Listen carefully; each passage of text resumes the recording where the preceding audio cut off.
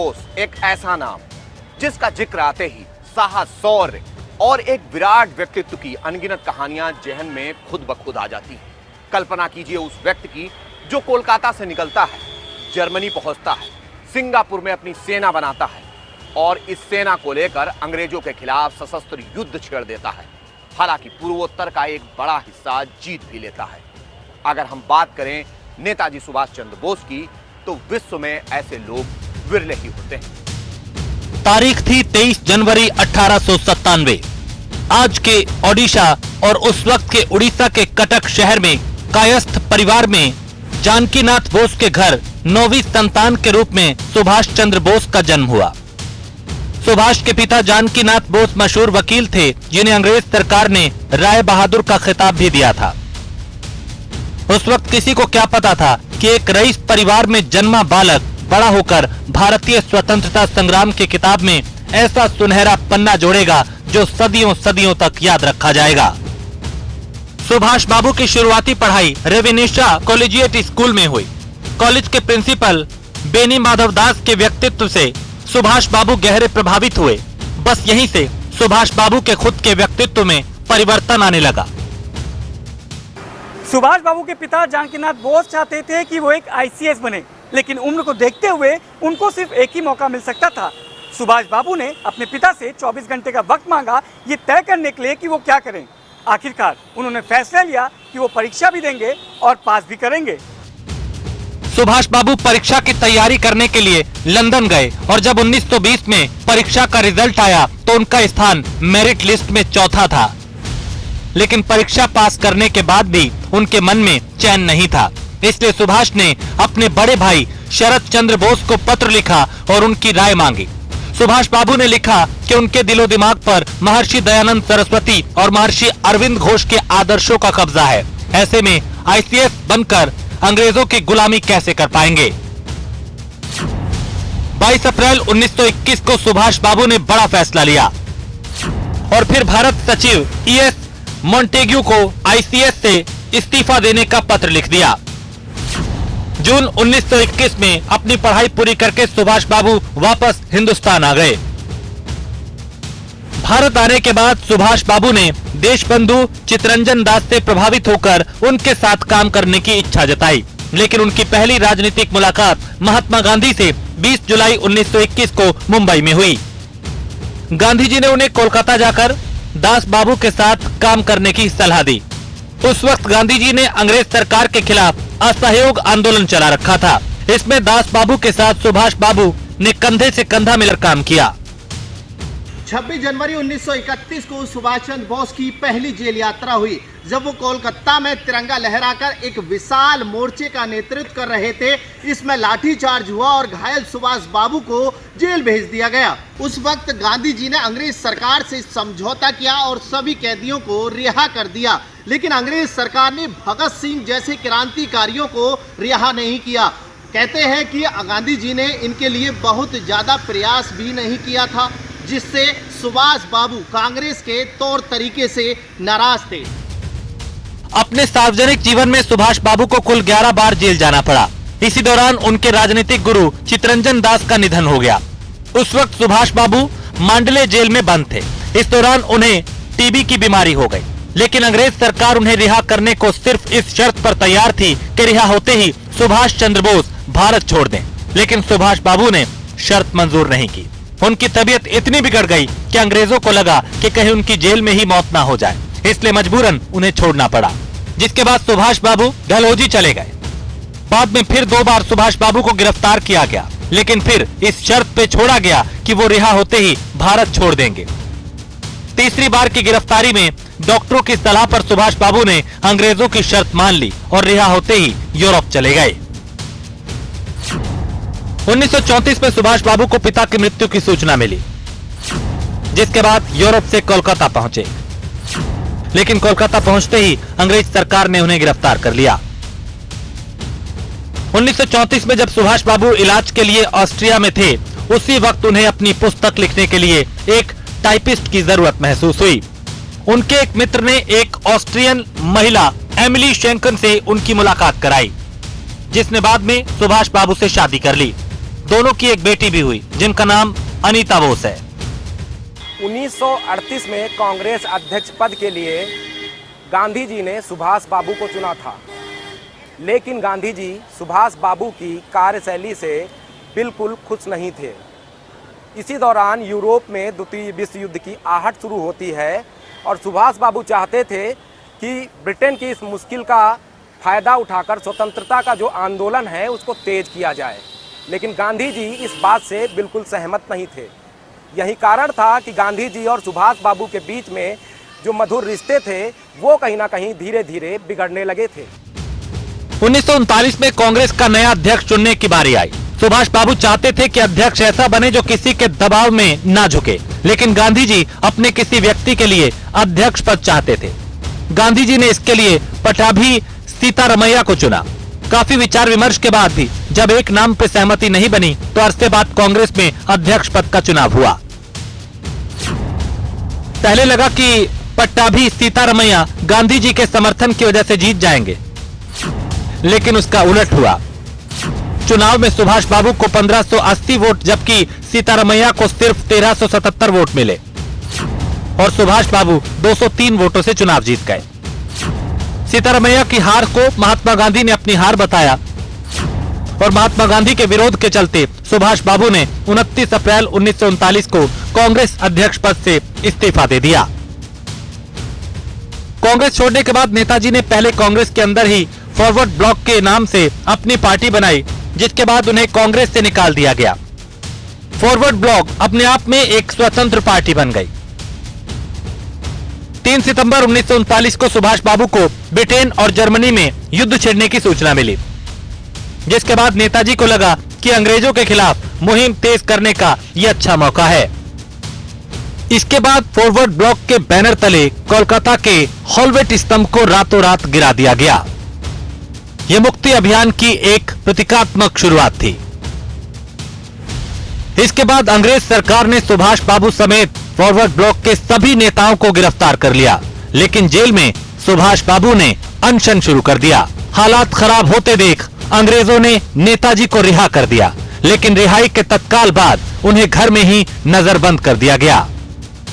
हवा और सुभाष बाबू को कैद करना नामुमकिन है। ये बात तब साबित हुई जब नेताजी 16 जनवरी 1941 को एक पठान जियाउद्दीन के भेष में घर से निकले और धनबाद होते हुए पेशावर पहुंच गए। यहाँ से काबुल पहुंचे, काबुल से रूस होते हुए जर्मनी की राजधानी बर्लिन पहुंच गए। जर्मनी में नेताजी की मुलाकात वहां के कई नेताओं से हुई। इस दौरान उन्होंने भारतीय स्वतंत्रता संगठन और आजाद हिंद रेडियो की स्थापना की। 29 मई 1942 को सुभाष बाबू जर्मनी के सर्वोच्च नेता हिटलर से मिले, लेकिन हिटलर को भारत के विषय में खास रुचि नहीं थी। हिटलर ने उन्हें मदद का स्पष्ट आश्वासन नहीं दिया। जर्मनी से कुछ ना मिलते देख 8 मार्च 1943 को पनडुब्बी के जरिए जापान पहुंचे, जहां जापानी प्रधानमंत्री हिदेकी तोजो से नेताजी की मुलाकात हुई और तोजो ने उन्हें मदद का आश्वासन दिया। तारीख थी 21 अक्टूबर 1943 का दिन, जब नेताजी ने सिंगापुर में स्वाधीन भारत की अंतरिम सरकार बनाई, जिसके राष्ट्रपति, प्रधानमंत्री और युद्ध मंत्री वो खुद थे। नेताजी की सरकार को उस वक्त 9 देशों ने मान्यता दी थी। आजाद हिंद फौज के प्रधान सेनापति भी नेताजी बने। इसमें भारतीय युद्ध बंदियों को शामिल किया गया। महिलाओं के लिए झांसी की रानी रेजिमेंट का गठन किया गया। इसी दौरान सुभाष बाबू ने तुम मुझे खून दो, मैं तुम्हें आजादी दूंगा का नारा दिया। आजाद हिंद फौज के गठन के बाद सुभाष बाबू ने दुनिया भर में रह रहे भारतीयों को अपनी सेना में शामिल होने का आह्वान किया और जापानी सेना के सहयोग से ब्रिटिश सरकार के खिलाफ सशस्त्र युद्ध का ऐलान किया। सेना का मनोबल बढ़ाने के लिए उन्होंने दिल्ली चलो का नारा भी दिया। जापानी सेना व आजाद हिंद फौज के संयुक्त अभियान ने अंडमान व निकोबार द्वीप जीत लिया, जिसका नाम रखा गया शहीद द्वीप व स्वराज द्वीप।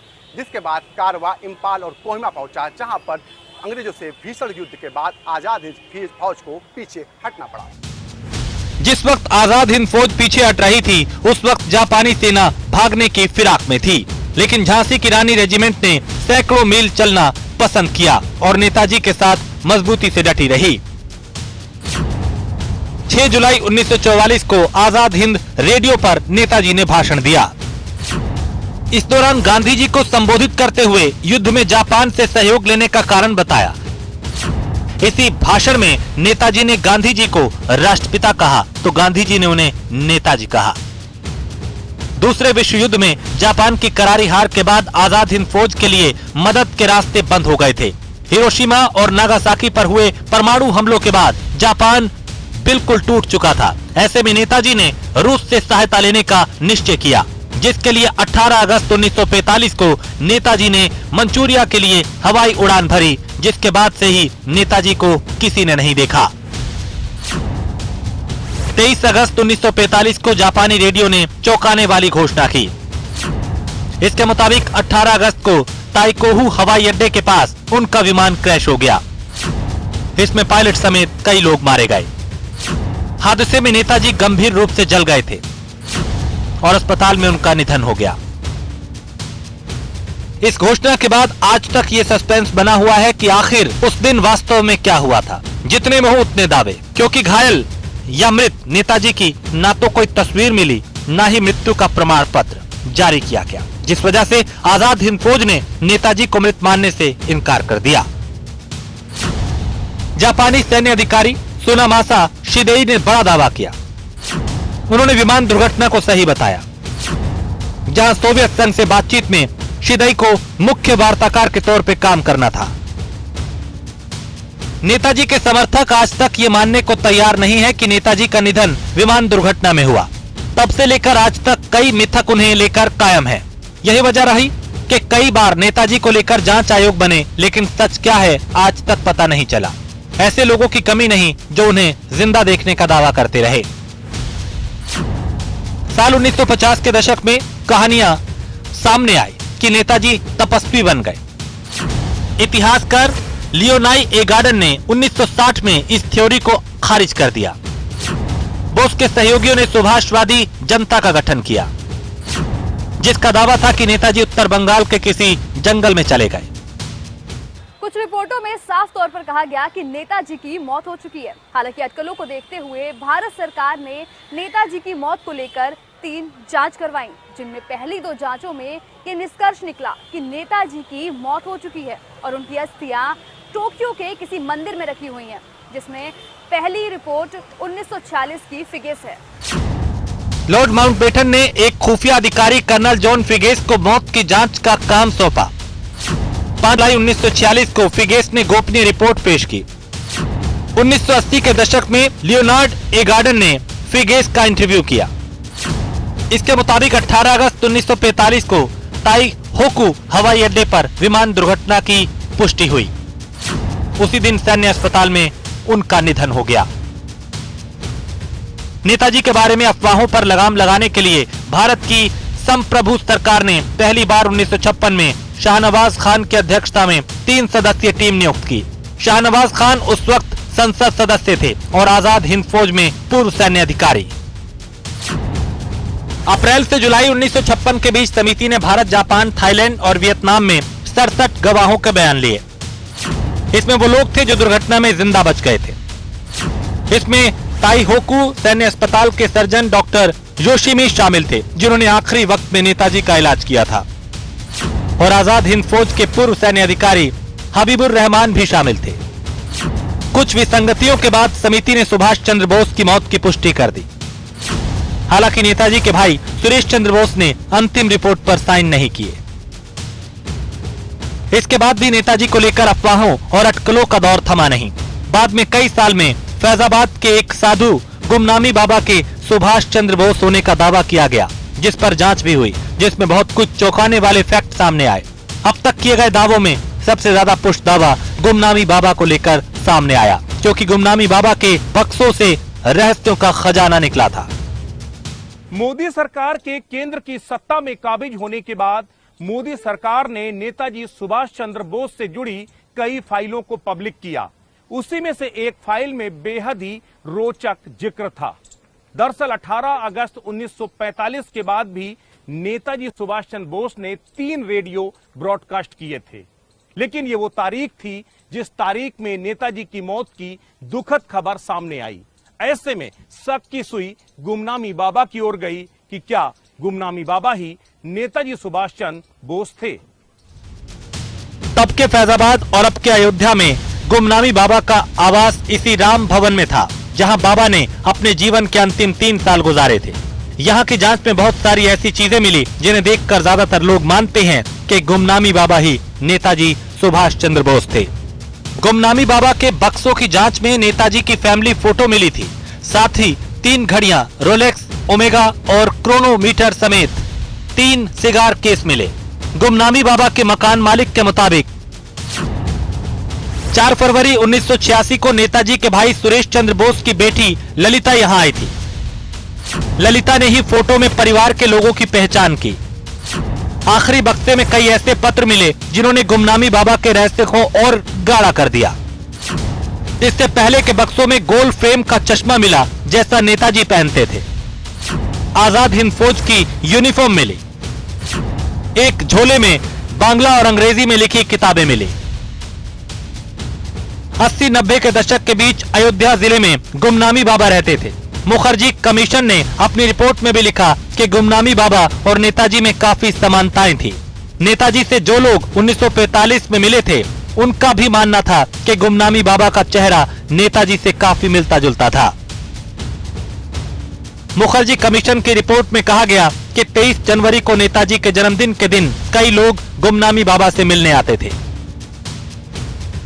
दरअसल बोस परिवार ने ही कोर्ट में गुजारिश की थी कि गुमनामी बाबा के सामान को पब्लिक डोमेन में रखा जाए। इसके लिए नेताजी की भतीजी ललिता बोस और नेताजी सुभाष चंद्र बोस मंच ने 2 अलग याचिकाएं दायर की थी,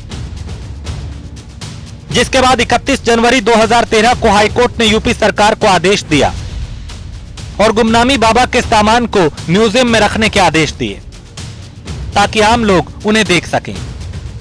जिसके बाद मोदी सरकार में भी नेताजी की फाइलें पब्लिक हुई, जिसके बाद सारी प्रक्रिया हुई और कई दिलचस्प रहस्यों से पर्दा उठा। नेताजी को लेकर अब तक 3 जांच कमीशन बैठ चुके हैं। एक कमीशन अंग्रेज सरकार द्वारा बनाया गया, जिसकी रिपोर्ट में मौत की पुष्टि की गई। दूसरा कमीशन आजाद भारत में शाहनवाज कमीशन बना, जिसमें भी काफी मतभेद के साथ नेताजी की मौत की पुष्टि की गई। और तीसरा कमीशन मुखर्जी कमीशन बाद में बना, जिसकी रिपोर्ट गुमनामी बाबा के इर्द गिर्द आई, लेकिन साफ तौर पर कुछ भी साफ नहीं था। साल 1945 की 18 अगस्त को एक बड़ा रहस्य बना सुभाष चंद्र बोस की मौत का। वह जीवित थे या उनकी मौत हो गई थी, ये तमाम सारे रहस्य बने हुए थे। लेकिन अयोध्या में इन गुमनामी बाबा, जिनकी समाधि पर इस वक्त मैं मौजूद हूँ, गुमनामी बाबा का कनेक्शन कहीं ना कहीं सुभाष चंद्र बोस के जीवन काल से जुड़ता नजर आया। दरअसल तत्कालीन संघ प्रमुख सदाशिवराव गोवलकर के एक पत्र ने तमाम सारे चौंकाने वाले खुलासे किए। हालांकि गुमनामी बाबा के जीवित रहते कोई भी ना तो उनसे मिल सका था और ना ही इस बारे में कोई बात कर सका था, लेकिन उनके साकेतवास के बाद उनके पास से मिले 25 बक्सों में से तमाम कुछ ऐसा निकलने लगा जिससे सीधा गुमनामी बाबा का नाम सुभाष चंद्र बोस से कहीं ना कहीं जुड़ता नजर आ रहा है। अंग्रेजों के नजरबंदी के चक्रव्यूह को नेताजी ने भेद दिया और दुनिया भर में घूमते हुए न केवल अपनी सेना बना ली, बल्कि अंग्रेजों को युद्ध के मैदान में नाको चने चबाने पर मजबूर कर दिया। और अगर अमेरिका ने जापान पर परमाणु बम अटैक नहीं किया होता और जापान ने सरेंडर ना किया होता, तो ये कहने में कोई गुरेज नहीं कि हिंदुस्तान 1947 से पहले भी आजाद हो सकता था। ऐसे महारथी, कूटनीतिज्ञ और साहसी व्यक्ति को न्यूज़ 1 इंडिया कोटि कोटि नमन करता है। हिंदुस्तान के सुभाष का पूरा देश सदैव कृतज्ञ रहेगा। जय हिंद।